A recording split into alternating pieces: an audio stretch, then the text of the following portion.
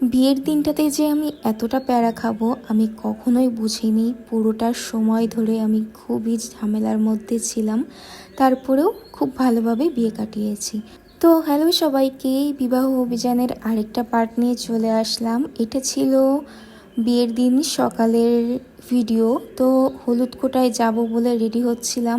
আসলে যাব কি যাব না করে ভাবছিলাম, তো ফাইনালি ভাবলাম যে না, একটু ঘুরে আসি, কারণ প্রচুর গরম পড়েছিল এই দিন। আর আমার না এত সকালে সাজগোজ করে যেতে ইচ্ছা করছিল না। আর আগের দিন রাত্রে যেহেতু ঘুম হয়নি, তো মনে হচ্ছিল আর একটু ঘুমাই। তো এই যে খুব সুন্দর একটা কাঞ্চিবরম শাড়ি পরেছি, আমার খুবই পছন্দের শাড়িটা। আর সাথে সুন্দর একটা নেকলেস পরেছি। তো পরার পরে আমাকে বেশ সুন্দর লাগছিল, আর আঁচল ছেড়ে দিইনি কারণ গরমে মেনটেন করা খুবই কষ্ট। তো এরপর হচ্ছে রিয়াদির বাসায় চলে আসলাম, আর এসে দেখি রিয়াদি হচ্ছে একটু রাগান্বিত অবস্থায় আছে, কারণ তার এখনও বৃদ্ধি শুরু হয়নি। সে কখন পার্লারে যাবে, কি করবে, এটা নিয়ে খুবই টেনশনে ছিল। এর মাঝে হচ্ছে আমরা ছবি তুলতে চলে আসি, আর এদিকে পুটি দিয়ে অনেক ছবি তুলছিল, আমিও ছবি তুলছিলাম। তারপরে রিয়া দিয়ে আসার পর আমরা কিছু ভিডিও করি, ছবি তুলি। এরপর আস্তে আস্তে সবাই চলে আসে। এদিকে বিশাখা আমাকে ফোন দিয়ে বলে যে তাড়াতাড়ি তুই রেডি হ, কিন্তু নিজে কিন্তু সবার লাস্টে এসেছে। ছেলে বাড়ি আর মেয়ে বাড়ি পাশাপাশি হওয়ার সুবিধা হচ্ছে আমরা দুই বাড়ির বিয়েতেই আমরা যেতে পেরেছি। তো আমরা হচ্ছে ছেলে বাড়ি থেকেও এক ঘুরান দিয়ে এসেছি। তো এরপরে হচ্ছে হলুদ করতে বের হয়ে পড়লো সবাই।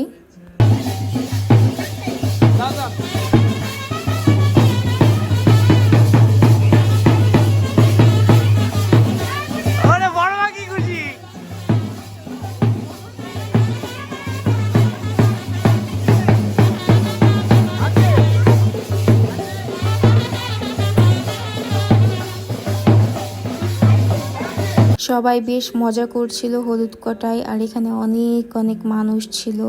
আমি আসলে সামনে থেকে ভিডিও নিতে পারিনি, কারণ না এত গরমে আমার অনেক বেশি অসহ্য লাগতেছিল, মনে হচ্ছিল কখন আমি বাসায় যাব।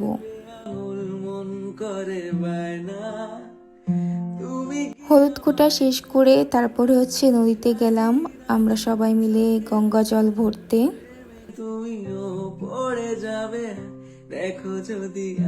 বৃদ্ধি শেষ করে সব কিছু করতে করতে না অনেকটা বেশি দেরি হয়ে গিয়েছিল। তো এরপর হচ্ছে রিয়াদিকে হলুদ স্নান করানোর জন্য নিয়ে আসা হলো পাশের বাসায়।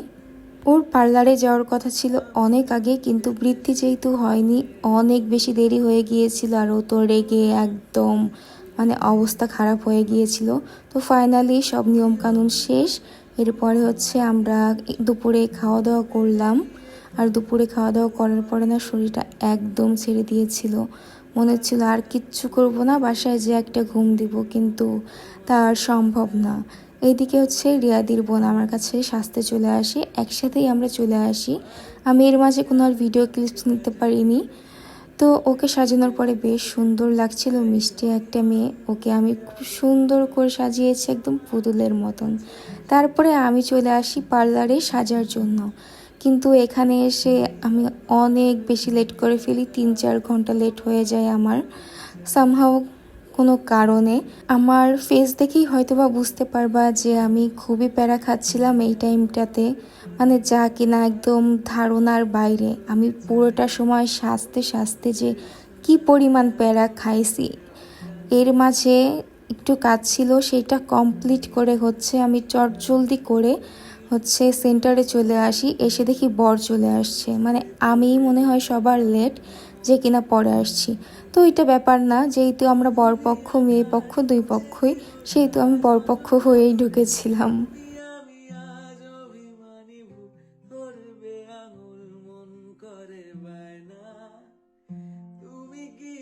এইদিকে হচ্ছে থাকে না গেটে যে মজাটা, টাকা নেওয়া দেওয়া, ওইটার বেশ মজা করছিল ওরা সবাই মিলে।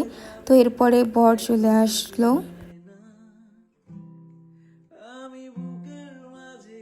আর এই যে আমাদের মিষ্টি বউ, তাকে এত বেশি সুন্দর লাগছিল। আর এই যে আমাকে কেমন লাগছিল এটা অবশ্যই কমেন্ট করে জানাবেন। হয়তো বা সুন্দর লাগছিল, আমি জানি না কেমন লাগছিল। তো ওভারঅল সব কিছু মিলিয়ে আমি খাওয়া দাওয়া করতে চলে আসি। সব মামারা, তারপরে আমার মা, মামিরা সবাই মিলে খেতে বসে পড়ি। অনেক খিদা লেগেছিল, তো প্রথমে জলখাবার ছিল, জলখাবার খেয়ে নিলাম। আর এই যে মিষ্টি মামি, সে অনেক বেশি ভালো। তো এদিকে সবাই খাচ্ছিল আর আমি আমার যত অকাম আছে আমি সেগুলাই করছিলাম, সবার খাবার ভিডিও করছিলাম। আর খেতে বসে খুব মজার পার্ট শ্রেষ্ঠ মামার খাওয়া দাওয়াটা, সেইটা এত বেশি ফানি ছিল। মানে আমি এগুলাই করে বেড়াই, বলে লাভ নাই। আমার সব মামারাই বলে যে আমার কোনো কাম কাজ না থাকলে আমি এগুলাই করে বেড়াবো, সবার পিছনে একদম লেগে থাকি যে কাকে কিভাবে, মানে এগুলো আসলে একটা মজা। খাওয়া দাওয়া শেষ করে আমি রিয়াদির কাছে চলে আসি। আর এসে না আমি ওকে স্টেজে পাইনি, যেহেতু ছেলেপক্ষ চলে এসেছিল। তো যাই হোক, আমাদের বউ কিন্তু অনেক নেচেছে, বলা যায় নাচুনি বউ। সে এতটাই নাচের পাগল, সে গান ছাড়াও কিন্তু নাচানাচি শুরু করে দিয়েছিল, আর সাথে আমরাও অনেক নেচেছি। কিন্তু আমার ওই যে বললাম না, ভাগ্যটা এতটাই খারাপ, আমি ওকে স্টেজে পাইনি যে ছবি তুলবো। তো ব্যাক স্টেজে যে ওইখানে ছবি তুলেছি, ওইখানেই ভিডিও করেছি। এই আমার অবস্থা।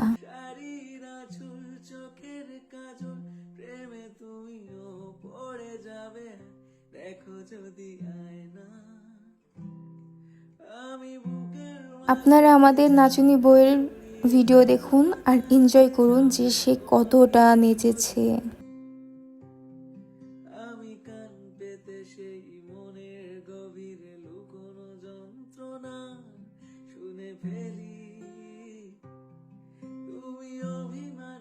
একদিকে বিয়ে চলছে, আরেকদিকে আমরা ব্যাক স্টেজে সবাই মিলে নাচানাচি করছি। ওকে মানে কোনোভাবে থামানোই যাচ্ছে না নাচানাচি করার জন্য, ও নেচেই যাচ্ছে। তো এরপর সময় আসলো ওকে ছাদনাতলায় নিয়ে যাওয়ার জন্য।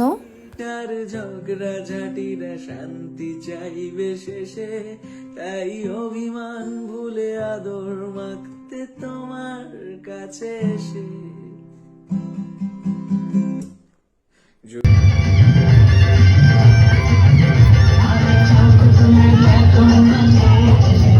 ওর বিয়েতে না সবাই এত এত বেশি আনন্দ করেছে যা কিনা বলার বাইরে। শুধু আমি বলে না, এটা যদি সবাইকে জিজ্ঞাসা করা হয় সবাই বলবে যে সবাই অনেক বেশি আনন্দ করেছে। আসলে এইটাই হওয়া উচিত, একটা বিয়েতে সবাই মিলে আনন্দ করবে, মজা করবে, এইটাই। এই যে নতুন জুটি, তাদেরকে এত বেশি সুন্দর লাগছিল দুজনকে, নজর না লাগুক। মালা বদল শুভ দৃষ্টির পর এখানে কিছু শ্যুট নেওয়া হচ্ছিল, আর তারপরে ভাইরাল যে সুন্দর গানটা, সেই গানে ভিডিও করা হচ্ছিল।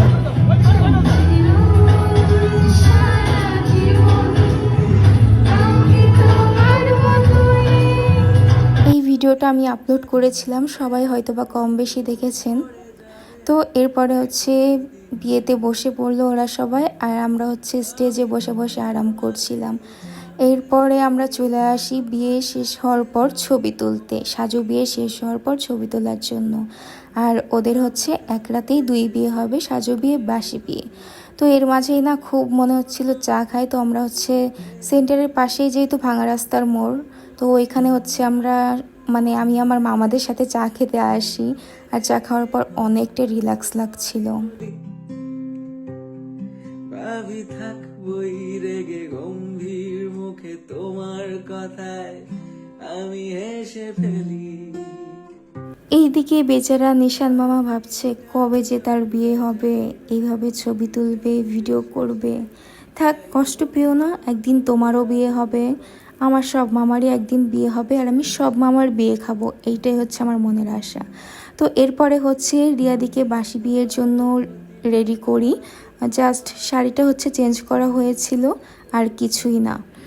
এদিকে ওকে বাসি বিয়েতে বসিয়ে আমরা বাসার দিকে রওনা হই, কারণ অনেকটা রাত হয়ে গিয়েছিল। আর কে বাসায় দিয়ে আসবে, কী করবে, এর জন্য আর থাকা হয়নি। তো ওভারঅল অনেক সুন্দর একটা বিয়ে কাটিয়েছি। অনেকটা প্যারা থাকলেও সব কিছু সুন্দর হয় অনেকটা প্যারার ভিতরেও। তো আজকের মতন ভিডিওটা এই পর্যন্ত। ভিডিওটা কেমন লাগলো সবাই অবশ্যই কমেন্ট করে জানাবেন। সবাইকে টাটা।